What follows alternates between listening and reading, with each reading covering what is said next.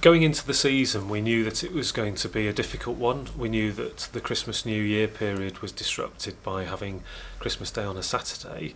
But above all else, we knew that we had this very late Easter, which, if you remember, occurred right towards the end of April, as opposed to the beginning of April. And that really disrupted the season as far as we're concerned by stretching out the low season March period, which would normally be a relatively short low season period before the Easter holidays. So does that account for the fall, do you think, is the poor end of season? Yeah, definitely. If you look at most numbers, both from resorts and from tour operators as well, most people were ticking along quite nicely until the beginning of March, but then experienced quite a big drop-off in demand towards the end of March and at the beginning of April, which would normally be heading into peak season, but this year was very low season. In terms of the countries that people go to, France, once again, still up there as far and away the most popular country for British skiers to go to. But it has been going down slightly in recent years, and a little bit more interest in Austria at the moment. Why do you think that is? Why are people just beginning to move away from France and looking at Austria? Yeah, well, funnily enough, France has had its third year of decline as a proportion of the overall market, and Austria's been the opposite. Austria's been growing, and Austria's now not actually that far behind France in terms of the number of British skiers going there, which is quite surprising. But why do you think that is? I think it's down to price and down to value. Quite simply, Austria is cheaper, better value than France, and we're seeing a lot of people still believing that France is higher priced, going to France and finding that it's more expensive. You can still find great value within France, particularly in some of the resorts that that tour operators feature. But Austria has generally speaking been proven to offer better value. And one of the other trends that comes out in the report is the number of people that are sort of shying away from DIY and going independently. Now, I know you're going to tell me how brilliant the tour operators are, and everyone ought to go on a ski holiday with a tour operator. But that has been happening. The great boom, as it were, in independent travel's really sort of collapsed since the recession, really, hasn't it? And there are less people doing it, basically. Yeah, so again, why is that? It's one of the big findings from the resort. I'll give you some numbers. Load factors on tour operator charter flights generally at 95% compared to about 80% for scheduled flights, which not only lowers the per seat cost of charter flights, but also is better from a carbon emissions point of view. Transfers, most tour operators include transfers in the price of the holiday. And so, just to give you an example, the amount that we cost into a holiday for a return transfer to Val d'Isère, which is a 6-hour round-trip coach journey, is about £30. So I know it's not everyone's cup of tea getting onto a coach. However, £30 is the actual cost that you're paying for that, and it's impossible to do that cheaper by going it alone. Likewise with accommodation, we spent the last few years during the recession trying to keep the cost of accommodation down, and most importantly when it comes to the extras, so the ski hire and the lift passes, we spent a lot of time and a lot of effort in trying to renegotiate the cost of these. So our ski hire prices have come down by 30%. Our lift passes, we're now doing a significant proportion of the holidays that we sell have lift passes included or 2-for-1 offers. And very importantly as well, ski carriage, which is a big surprise to us as well, just how big the uptake in ski carriage has been. I think that's one of the ones that upsets most independent travellers, is the vast amounts of money they have to pay to the likes of EasyJet and Ryanair just to take your skis or snowboard on a holiday. That's right, it is. It's incredibly expensive to fly with most scheduled airlines and low-cost airlines and take your skis. Most tour operators, on the other hand, charge about £30 to £35, which reflects the cost of taking a pair of skis, but also, as part of that, have an insurance policy whereby if for whatever reason the airline decides to offload the skis and deliver them the next day, then the tour operator will fund your first day of ski hire, so you're never never unable to go skiing. So overall, if you look at that, flights at lower cost, transfers at very good cost, accommodation prices kept low, ski packs, so ski hire, lift pass, ski carriage, all low cost. It's no surprise really that of all of our customers, 60% of them would never take another package holiday during the year, but they take a package holiday when they travel with us.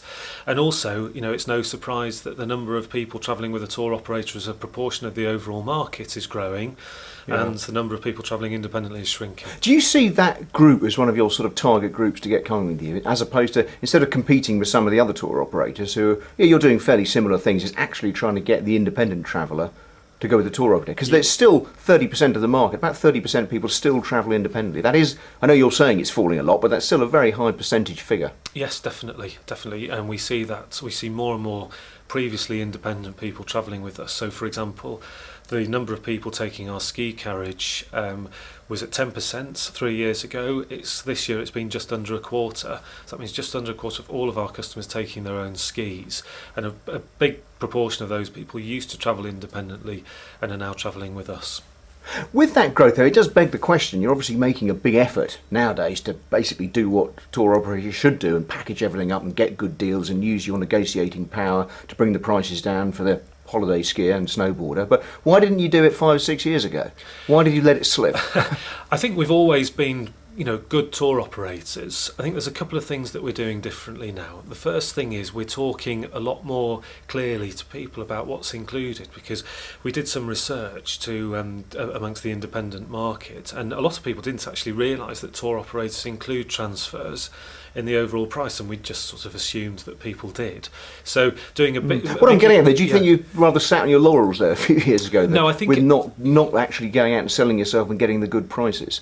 I think, to be honest, during the economic crisis, we've been able to go to resorts, and maybe in the boom years, resorts looked at tour operators and thought, yes, okay, we like your business, but we know that we can sit here and the business will just come to us. Whereas now the resorts are thinking, there's this big economic crisis going on, we need to fight a lot harder. Who can bring me some volume? And that's tour operators.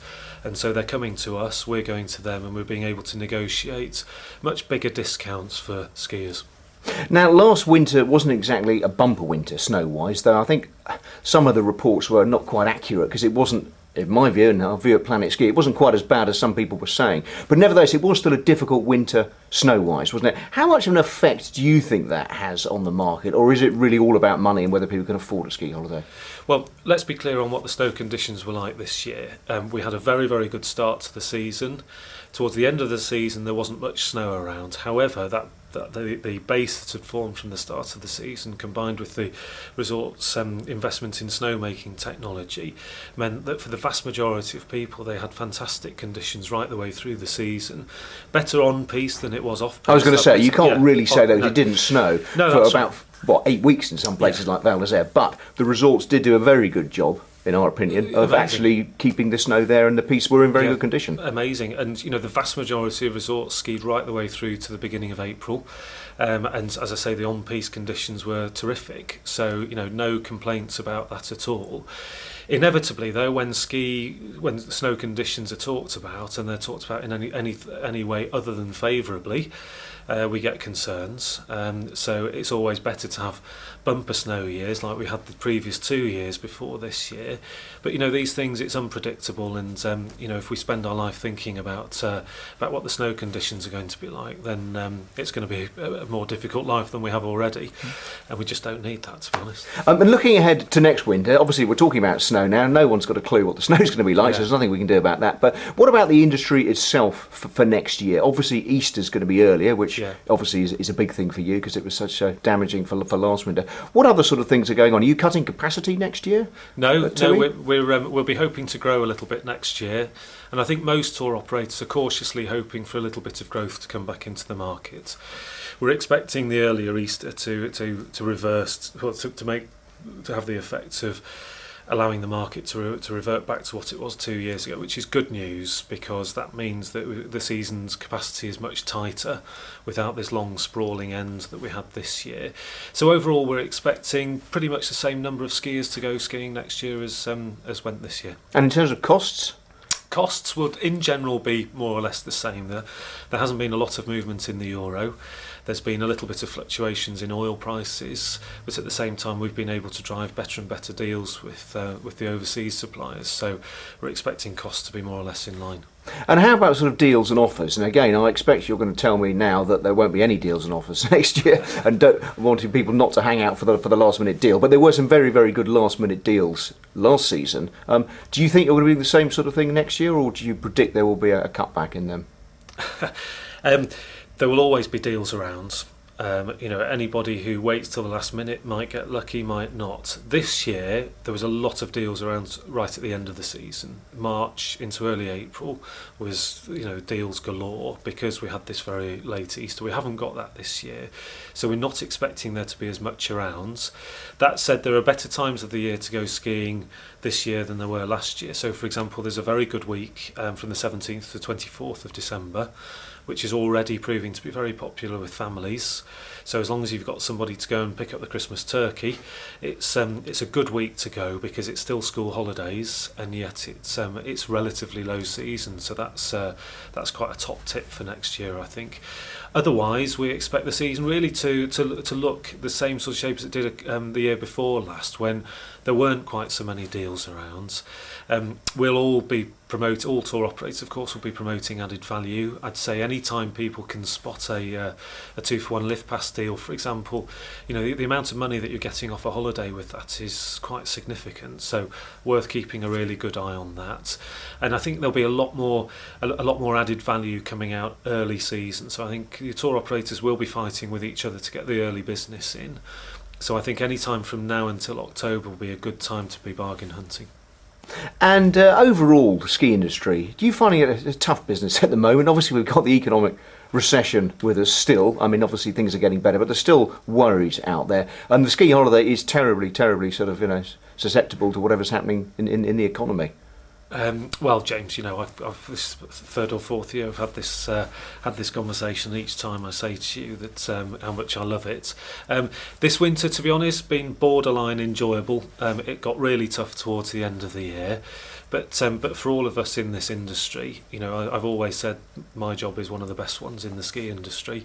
And when you go out there and you experience the slopes and you get out there skiing, it makes it all worthwhile. It's just sometimes a bit tough to come off the slopes and go back to the office, particularly in periods like we had at the end of this year. But always optimistic and always looking ahead and looking forward very much to next year.